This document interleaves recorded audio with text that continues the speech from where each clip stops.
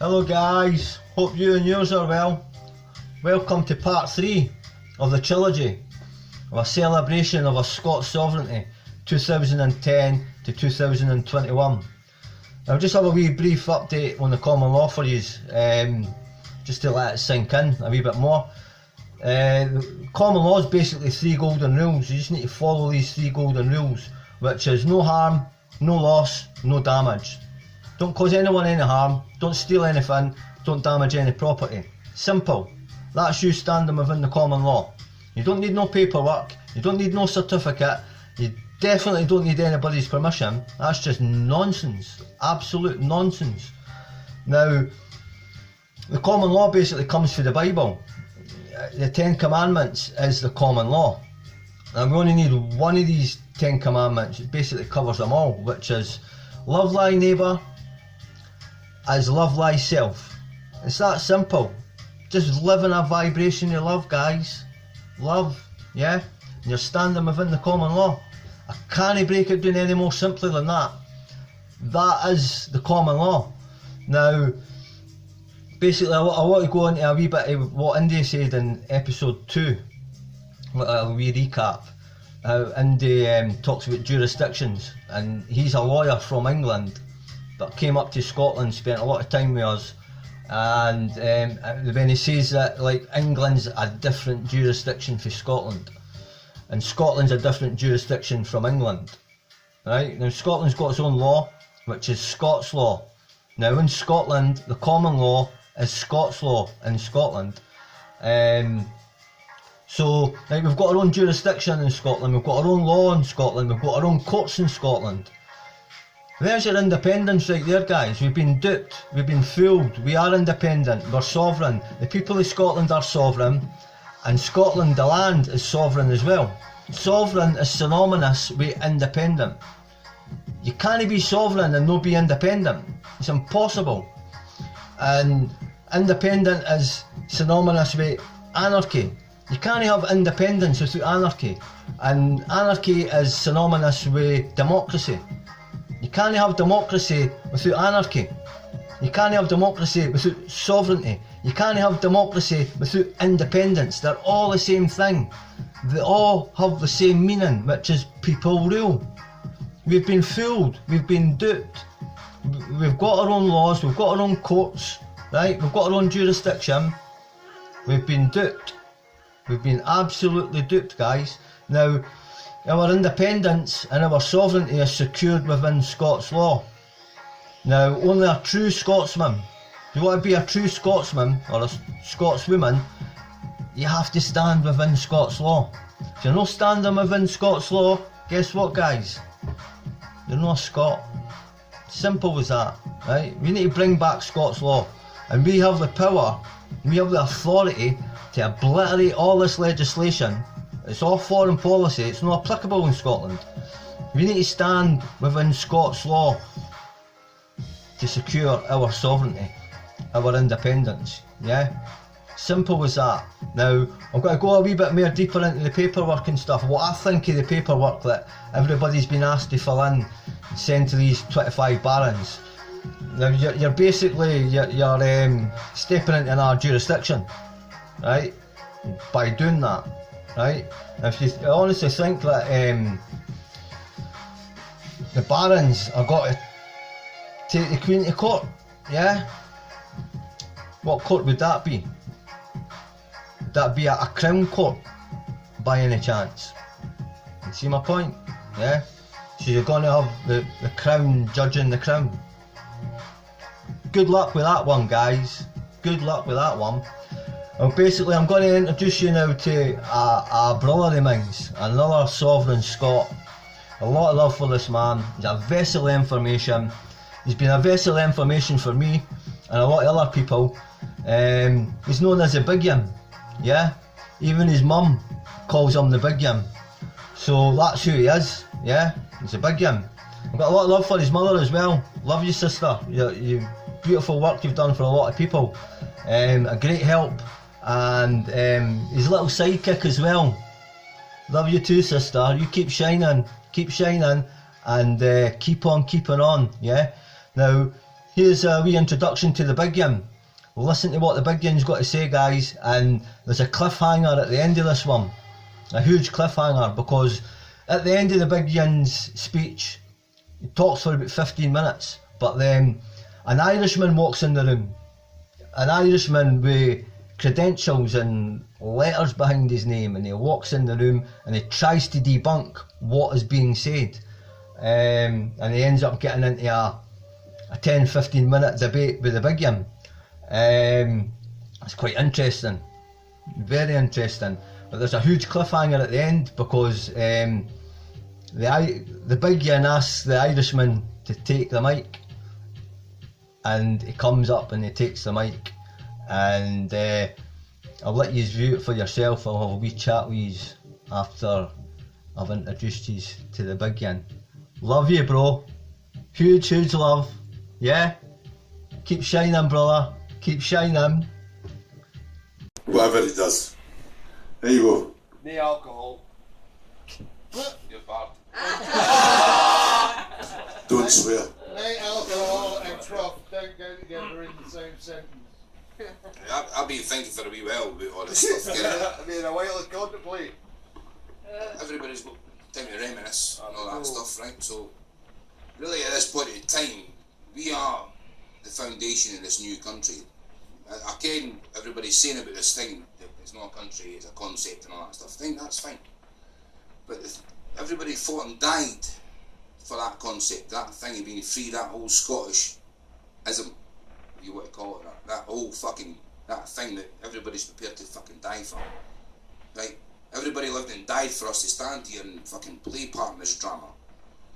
So there's nothing else to ever do but be free, which is what they fought for the whole fucking journey. We're not here to do anything else but fight for that whole thing that's supposed to represent our spirit, our soul. Whether it's a country or whether it's a fucking concept or whatever it is that we might perceive it to be, it's there anyway. It's fundamental to who we are in the first place. We wouldn't be here otherwise. Why the fuck are we standing up? We're all standing up, there's only so many here. But we're standing up together. There's nothing else to fucking stand up for. But we can stop it any time we want. All that mechanism, that's machine thing that's coming to get us, we can just turn it any time and go, catch you later, pal. Nice try. Good call, by the way. You're fucking smart what you've done. You try to fucking subvert the rights of the whole fucking world. Now we can turn it and say, no. We bring back the fucking rule. Where's the books? See the books, Jaffa, where you were sitting? Oh, you've got the books or not, right? The two books. This is on camera, right? Right? One, two, two. You're lying! Well, No, that's the You will be next story, week. bring Right. me. So what's happening here is the world's dominated by all these multinational, pharmaceutical, fucking petrochemical, fucking industries, corporations, all this bullshit. Right? Now, at this point in time, we are suffocated because we need their stuff. I can't interact with anyone to use because I need them. I need to do a transaction with them, being a middleman, a third party in the relationship with me, interacting with anybody here. Anybody that's got any bit of land, anything at all, can transact and give stuff that comes through the ground to other people and get on with other folk. Right? It's not about money or anything like that. It's to do with what you've got that comes through the ground. Now everything comes through there. It doesn't come in any other process. But we get representation of that by their mechanism, their system, their shithole. So we're borrowing their game. We can have another game altogether. This one book turns around and says to you that you've got a trial by jury, right? Nobody else can judge you but the country, right? It's your fellow peers that judge you. Nobody else, not the state or fucking employees of the state or all this nonsense that's going on. That book tells you first and foremost that's your right. Right? Even if it's to do with the Magna Carta or anything, fucking right, Scottish law, fucking English law, who cares? You've got a common law right to be tried by each other. If I fuck up, I want you to tell me I'm wrong. It's not a deal with fucking who sets up the system to get it to go. It's up to you to tell me I'm fucked up. If I broke the law, go and slap my ass. You know what I mean? Right? So the second one is, obviously, if we get its own minor, what? You've got nothing, I'll change that when I get bring back in track. Well, we. So the second one is, I kind of know. I'm going to do all that so they get on camera.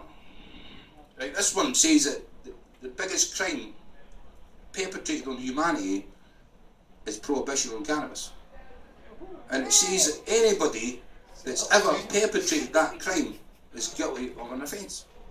So that means anybody that's ever moved against another man or woman and done that gravest of crimes because it causes so much devastation in all other avenues of the world, they're guilty.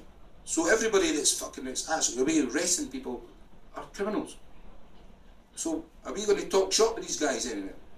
Are we going to say to them, well, have a policy where we can just have an amnesty and say, you know what now? Now we bring back the rule of law, and we bring back the cannabis, right? And we reindustrialise this country, right? Yeah. We can have a new fundamental system built by this one plant.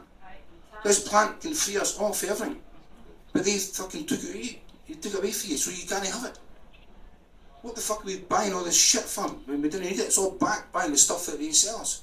There's only two mechanisms that we're controlled by, which is food and oil. If fucking one thing's, that's food and oil. We used to use that all the time, and then they took it off us, and now we're all toxic. Now we're all sick. Now we all die quick. And they never gave me the right to say Chiroti, my pal. And he died of cancer that this fucking thing cures. So what's the point of sitting about waiting on them changing the system and then going into a new country and saying, right, we'll be independent. Independent for what? You're independent, but you're going to keep the pound in the crown. So what are you independent of? If you want to be really independent, you need a new mechanism, something that's not been done before, something that's backed by something that's actually valuable, because if you grow one part of that plant, the rest of it's a free byproduct.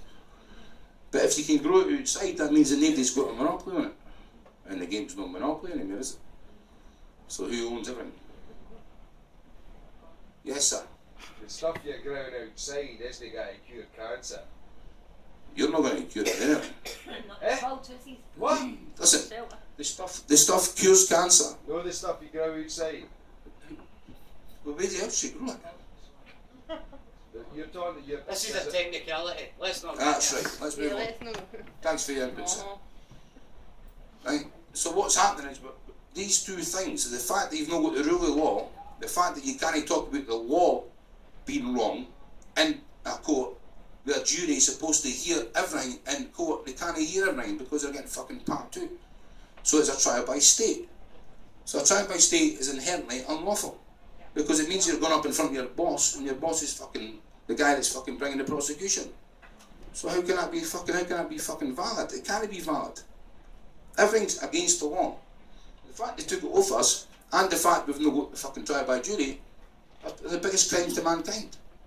And we're the only ones that can see it. Have you read both these books? You know what I mean? That plant can stop desertification, it can cure fucking diabetes, it can fucking cure hunger. Radiation? It can cure radiation, right? Radiation poisoning.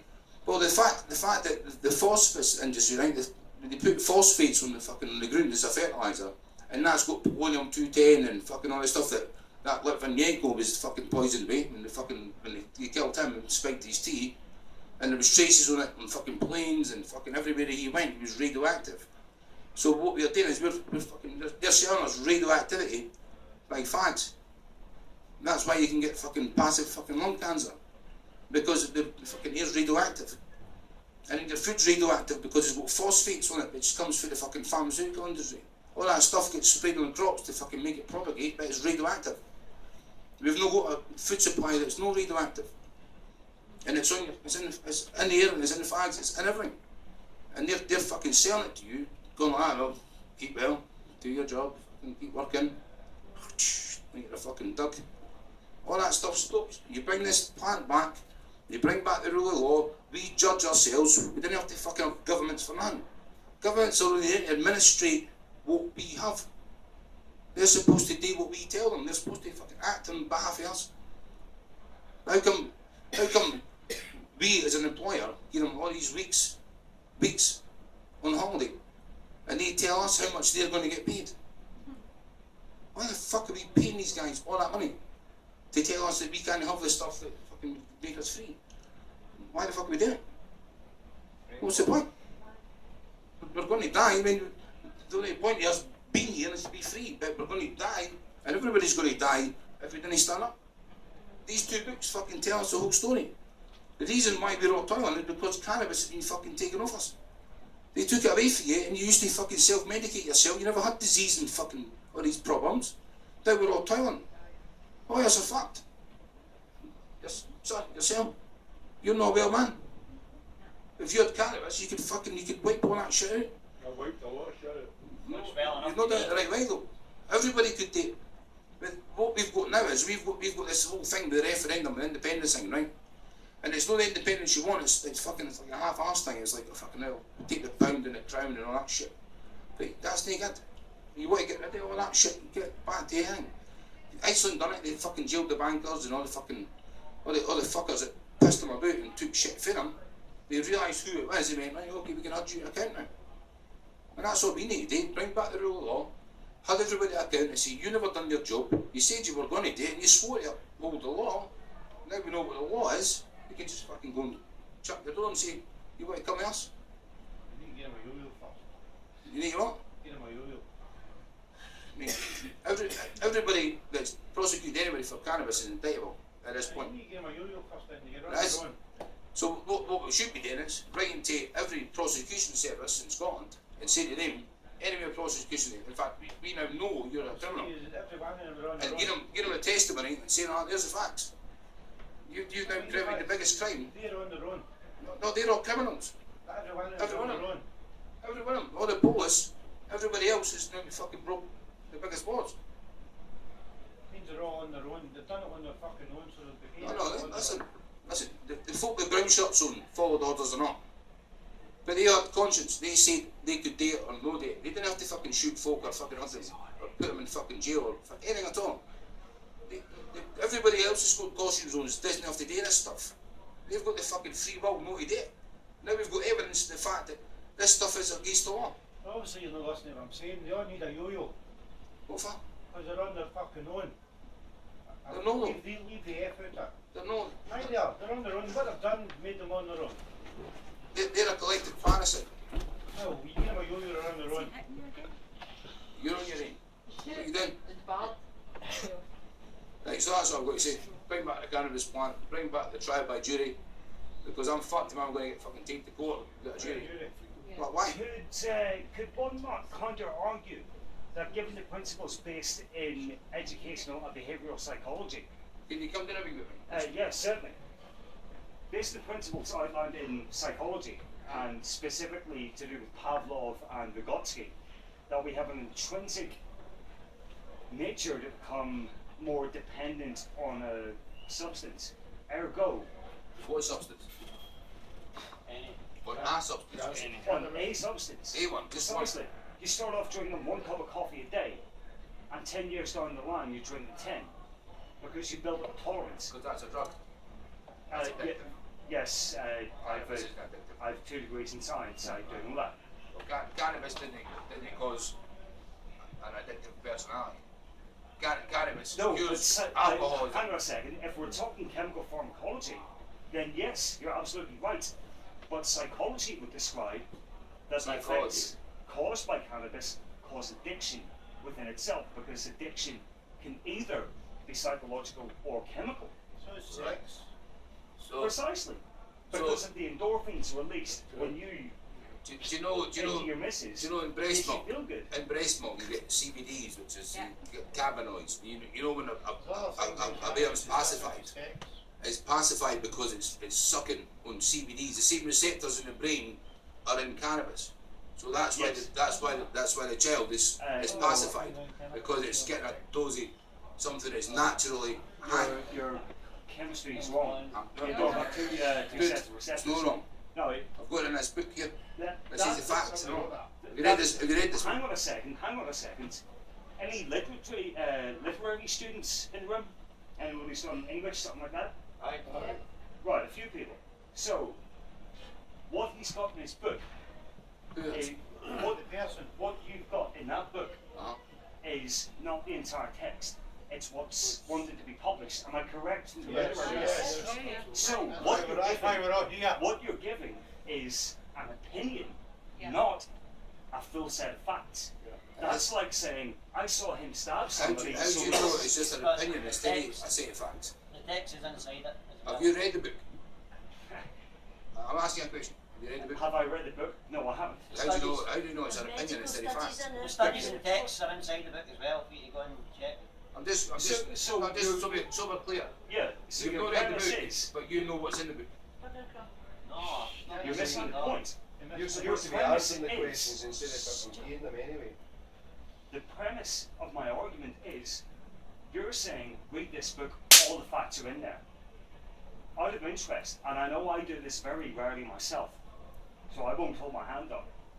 Who reads a book that's science-based, medicine, so on and so forth, and says, all right, there's a whole lot of references here. When I wrote both my dissertations, I had 2 pages of references. How many people who have gone to university or even school and have actually said, oh, I'll read all the references as well? That's actually a point of behaviourism. I know what you're saying, but at the end of the day, there's facts that corroborate that cancer doesn't cause disease or famine or fucking or toil. There are.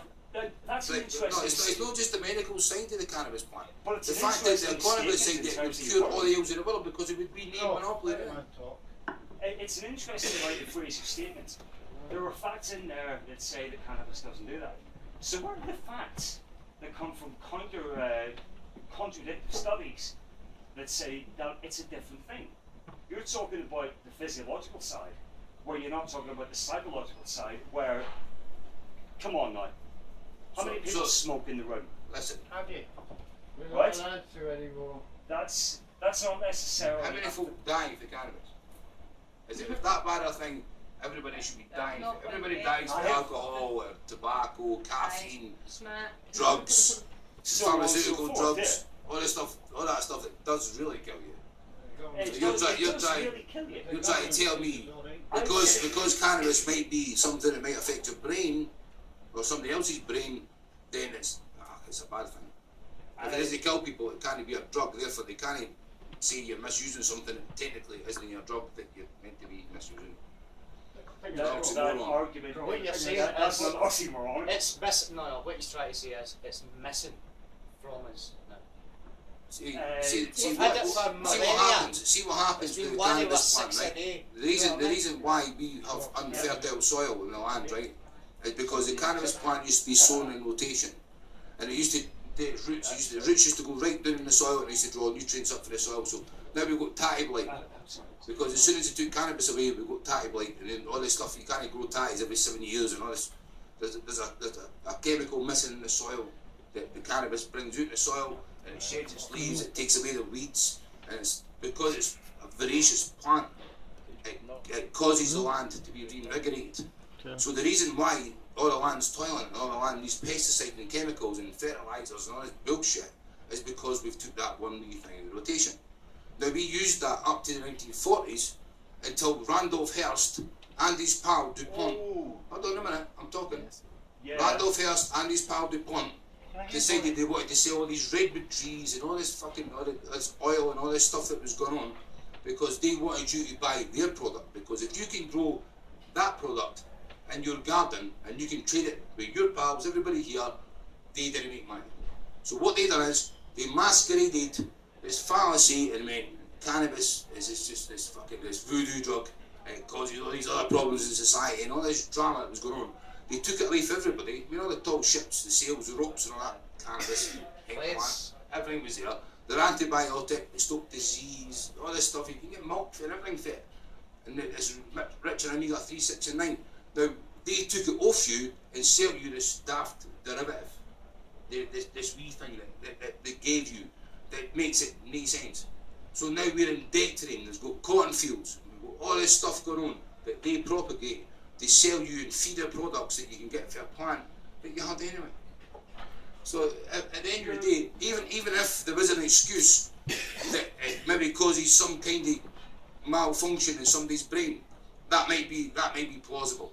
I might even agree with you on that sense, right? What I will say is, epilepsy in some people. what I will say is, the whole world is suffering because you can't get something that everybody could use. You can't go and grow it. You need a monopoly to go and get stuff. You need somebody else to supply you with food and oil. Yes. You go to work all day to get food and oil. Why? When food and oil comes from the fucking ground. But we need a new way to go and get that stuff for the ground. No, we need government to go and get the stuff that comes from the ground. We just need to figure out a new way to go and get it for the ground. No, I with cannabis. It's not really the cannabis side it. We've all structured everything the wrong way. We need a third party in every relationship we do. Every transaction we do, we need a third party. What for? They want more money now. They're getting paid too much. They now want fucking caps hand, fucking they want mansions, they want their moats cleaned.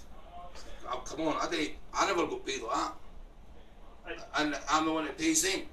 Don't get me wrong, I understand the petrochemical industry, for example, which... Well, that's still insufficient.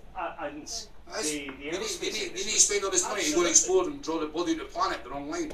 Why not just grow stuff that came the right way, reinvigorate the land, the soil, stop desertification, stop climate change, and just grow the hemp plant? Stop climate change. How could Stop climate How change. could it know? The hemp plant is carbon neutral. The hemp plant just reingestes the same carbon. And if you use it for building materials, it actually locks up carbon. Right. So everybody's a winner. The only ones that aren't winners are the petrochemical and pharmaceutical industries. Your argument is very tentative. The notion of climate change can be proven through geological record, particularly through ice. Everything's changing. Everything always changes. Climate change was happening 10,000 years That's ago right. before cannabis was That's being cut down. But everybody's telling us it's a major factor. That's why we're paying to breathe. There was nobody in Carbon mind taxes. with the intention. Carbon taxes. There was no one around 10,000 years ago with the intention of specifically pulling out cannabis or stopping its manufacture or supply. Climate change is scientifically proven to be a function of carbon dioxide emission and carbon monoxide. Look into the ozone theory in organic chemistry. But you know the case back in the prehistoric period, everything was bigger because they had more carbon dioxide back then. Everything was growing, everything was thriving. There was bigger trees, bigger plants, bigger animals. Is that not the case? There was more carbon dioxide. Everything was bigger, everything was thriving. Is that not the case? You can argue, and I'm getting into pretty severe physics here, but you can argue that the Earth naturally, irrespective of what's living on it, will go through ice ages and climate change naturally. Can anyone tell me what the diameter of the circle that the Earth... 13,700 miles or something. Something like that. Anyway, yeah, what's your hang point? on, something No, I'm like that. I'm not being obnoxious. Because of I've Newtonian done my physics, speech. it comes No, just back want and to care forth. what your point is. My point is, I don't want it to tell you happens big words. naturally, it's irrespective of cannabis. What is? Everything. Climate change Everything. is irrespective of cannabis. But it doesn't mean it's no good. It's no beneficial. pretty high level physics. It doesn't mean it isn't good or beneficial. No, listen. Sorry? We all work. We all What work. the man trying to tell you is it's going to be on all the everything. No, that's the problem. Because they give us stuff that we need to buy for them. We're all toilets because they want more money to give us stuff that we have to buy for them. What happens if we have our own stuff that we have to buy for them? You see, we never had stuff that we had to buy for them before. Yeah, listen. But the hemp plant gives you the stuff that you have to buy for them. You see, they're away after that. They're gone. If you know what you're We doing. don't need their shit anymore. If you know what you're doing. If you know what do you mean? We've had it for fucking thousands of years. They just took over us for a wee while. Now we're going to go back and go, right, okay, we knew what we're doing with this stuff. What the fuck are we playing it? The original counter argument I had when I said in the room was to do with that notion of cannabis curing cancer. It does. It's not an ocean. Now, that I will agree with a but. How can you have a butt if it cures it, then how can there be a butt? Because in genetics, cancer is a mutation of a cell, and each cell is individual and different. cancer in a different place has a different genetic Well, I makeup. agree with that. You So- can anybody can heal themselves at a cellular level. Anybody Or a can. mental level. At a mental level. Or a mental level. See, cancer's just a chemical fungus. imbalance. Cancer's when you're in disease. It's, where no, you're- it's not a fungus. It's a fungus. It's not something. It is a fungus. It's white. It's a genetic It's a mutation. fungus. You see that Dr. Sementini when he puts bicarbonate of soda directly Yes. on a tumour. It You're just making it shrinks. sound like athlete's foot. Well, that is. Yes, but athlete's foot you treat because it doesn't destroy the genetic material in the foot. Neither does the cells when you treat it. Neither does the Using cells. cannabis destroys the genetic inside you. It Is that what you're trying to say? it mutates the genetic code. So it fucks up the cancer. I'm just putting it the way I would see it. More or less, yeah. Well, So it repairs the DNA. If it Sorry? fucks up the Is that cancer, what you're you're saying? alive. Effectively, yeah. Who wants to die? Complex genetics, but yeah. Right, more or less. anyway. If you want to take the mic, I can go for a pint, it's up to yourself. You take it, mate, please. Listen, It's been a few Mate, years since I've already seen what you say, I'm not debating about We're not different asking sizes. for a physics lecture. Well, most of them Mate, is now. help yourself.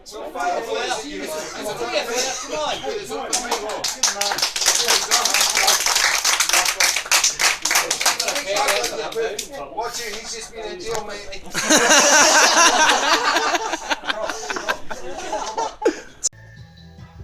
Alright guys, there's your introduction to the Big Yim. Great wee episode that one, I like it. Great cliffhanger at the end. The Irish boy at the end, Chris Hume, I think his name is. If there's anybody out there that knows Chris Hume, or if you're watching by any chance Chris Hume, get in touch. We want to know how you're getting on.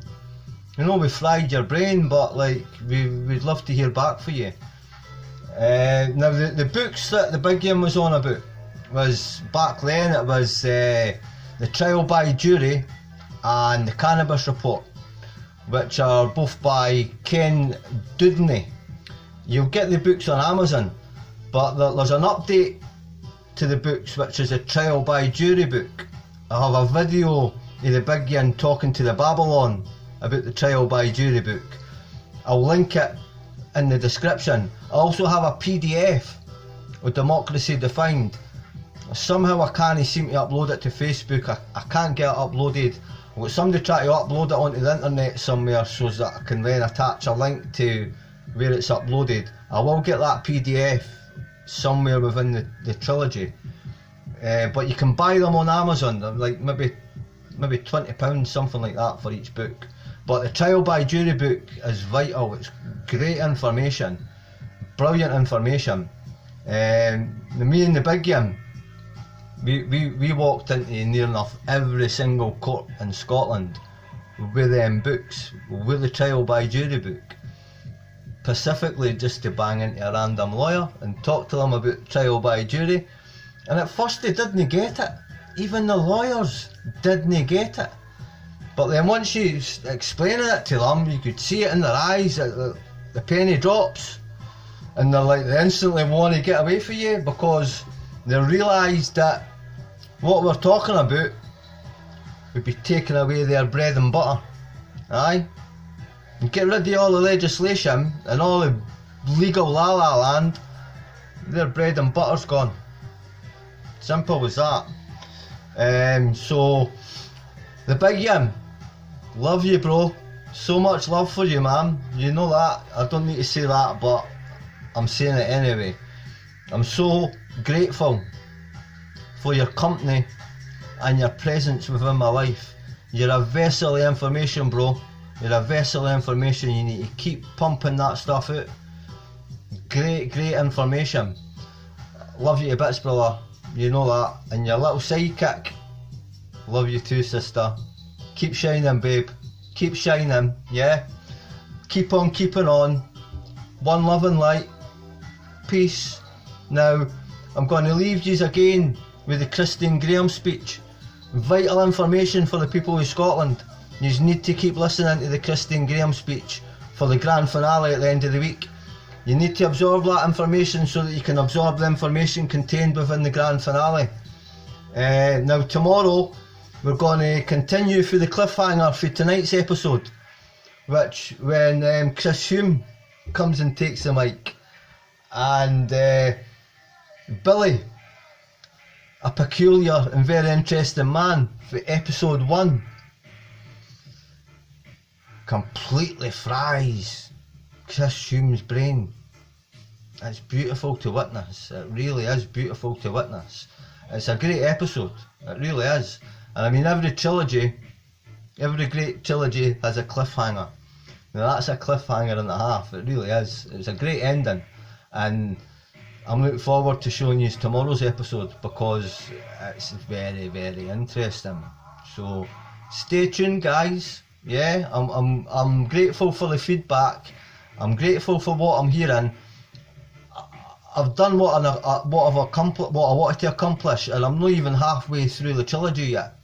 Just wanted to simplify it for everybody, because there's all this stuff online that's just making it look very, very complicated, and people, as I say, people are using this terminology to make it look very complicated and wanting you to sign paperwork and certificates and send it to the barons and enter into other jurisdictions, and all. It's just complicating the whole thing. I've just simplified it, and I'm happy that people have absorbed the way I've simplified it. It's just, as I said earlier, it's living the vibration you love, guys, yeah? And you're standing within the common law. The common law in Scotland is Scots law. If you're not standing with Scots law, you're not a Scot. It's as simple as that. Our independence and sovereignty is secured within Scots law. So, if we all stand within Scots law, the rest of it disappears. Yep, because it needs your consent. One love and light, guys. Look after yourselves. Take care of each other. If we don't take care of each other, nobody else is going to do it. Can you see anybody else taking care of you right now? Of course not. You need to take care of each other. One love and light, guys. Peace. Keep shining. Keep on keeping on. Yeah? Enjoy the rest of the trilogy. I'm happy man. It's giving me a good vibration. Really, really appreciative for all the feedback. And as I said, guys, one love and light. Keep shining. Keep on keeping on. You have the power. You have full authority. It's time to exercise it and stand within your authority and exercise Scots law, the common law in Scotland. Peace. In 1989, in the words, "We gathered as the Scottish Constitutional Convention do hereby acknowledge the sovereign right of the Scottish people to determine the form of government best suited to their needs." Indeed, that Constitutional Convention was proposed in a private member's bill way back in 1980 by the SNP leader, Gordon Wilson. Now, where did that sovereign right come from? There is no written UK constitution, but fragments of an incomplete constitutional jigsaw, some predating the Treaty of Union. And for example, as already been mentioned, you have to go back as far back as the Declaration of Arbroath, a declaration of Scottish independence and also of conditional monarchy. Yet the quote is, "Yet if he should give up," talking about Robert the Bruce, "what he has begun and agree to make us our kingdom subjects, the King of England or the English, we should exert ourselves at once to drive him out as our enemy and a subverter of his own rights and ours, and make some other man who was well able to defend us as our king. For as long as but 100 of us remain alive, never will we in any condition be brought under English rule." That is a king there by leave of those at the time representing the people, a narrow bunch at the time, some 51 magnates and nobles, but nevertheless, he was on parole. Now, the significance of those words resonating through the centuries, exercised through the express will of the Scottish people, which takes me to why Queen Elizabeth is designed as Queen of England. I think, if my recollection is accurate, it was Henry VIII of the Tudor dynasty who, installing himself as head of the Church, embedded the divine right of kings to rule. Sovereignty, the embodiment of which was the monarch, was absolute. As through centuries power was removed from the Crown and transferred to the English Parliament, so was sovereignty. And so the English Parliament was indeed sovereign, but that does not overrule or supersede the conflicting principle of the sovereignty of the Scottish people.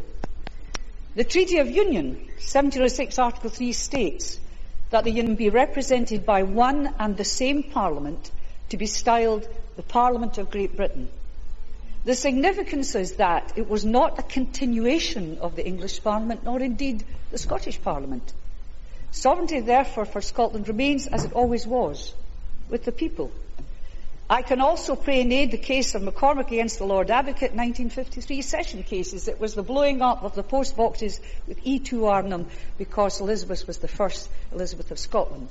And the following remarks made obiter in that case, and I quote, "Considering that the Union legislation extinguished the Parliaments of England and Scotland and replaced them by a new Parliament of Great Britain, I have difficulty in seeing why it should have been supposed that the new Parliament of Great Britain must inherit all the peculiar characteristics of the English Parliament, as if all that happened in 1707 was that the Scottish representatives were admitted to the Parliament of England. That was not done. The principle of the unlimited sovereignty of Parliament is a distinctly English principle which has no counterpart in Scottish constitutional law." So why the potted constitutional history lesson? Because it's significant to the legitimacy of the referendum. It is, of course, not consultative. It has legal, constitutional authority as well as political authority. In 1979 and then in 1997, there was no Scottish institution to provide a mechanism for asking the Scottish people a question on the Constitution. In 1979, the UK government took it upon itself by drawing up a referendum and, of course, drew up the questions, chose the date, 1st of March 1979, right in the middle of the winter of discontent when snow was falling over Scotland. That in itself was an omen, but the 40% rule, which effectively counted the dead and those not exercising their franchise to vote as a no, was the real treachery, compounded by Sir Alec Douglas, whom, on the eve of poll broadcasting, we should vote no for a better deal. Plus ça change. Plus c'est la même chose. Now we have our own mechanism in the Scottish Parliament, but we don't need to have a Parliament.